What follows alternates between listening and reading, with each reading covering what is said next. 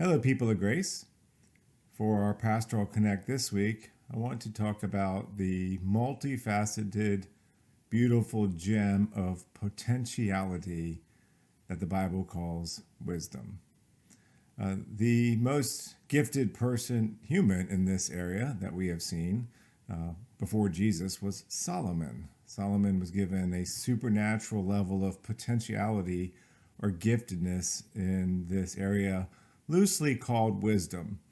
And therefore, it's not surprising that Solomon perhaps gives us the best description of this multifaceted gem in Proverbs chapter 1, where he talks about this idea of skill, instruction, or discipline, insight, prudence, or the ability to kind of see two or three steps ahead, discernment, discretion, all of these things in Proverbs 1, all of this incredible potentiality to just see clearly was meant to allow us to bring in or receive righteousness, justice, and equity.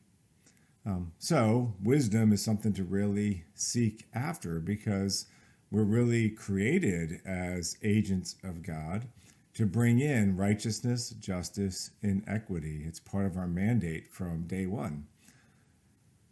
But there's a problem with potentiality or potential or skill. And the problem is not God's goal, the goal being righteousness, justice, or equity, and equity. In other words, God's kingdom. That's not the problem. God's goal is light and beautiful. There's no darkness in it at all. The problem, if you want to call it that, is our agency. But see, that's not really a problem because agency is just another way of saying potentiality. So wisdom has potential. Well, we have potential.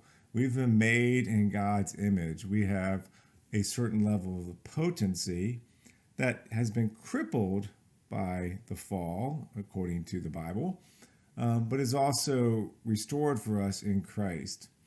But I don't want to focus so much on that so much as to recognize that because of that fallen state that we're in, there is a problem with how we express potentiality, even when it's something that you would think would be innately good, something like wisdom. Because really, nothing that God entrusts to us is automatically going to stay innately good. Even something like wisdom. Wisdom has a direction or an intent to it. Because besides Jesus, the wisest human that ever lived was Solomon, but we can see that Solomon used all that potentiality and ultimately wrecked the very kingdom he was meant to be a steward or an agent of. And there's a creature out there that's wiser than Solomon. Satan was called a seal of wisdom in Ezekiel 28. He was said to be the most prudent in serpent form in Genesis 3. Satan is incredibly wise and has this tremendous level of potentiality, but he didn't use it the right way.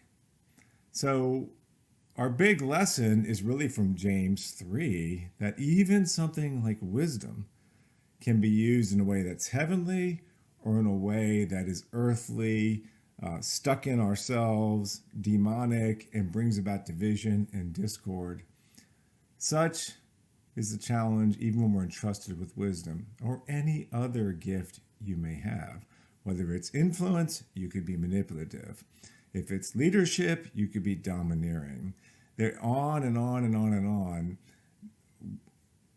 The issue is not potentiality, it's what are we going to do with it. So yes, pursue wisdom, but make sure we're keeping our egos out of it, that we really are trying to bring in righteousness, justice, and equity from a humble place, which is the mind of Christ, who emptied himself.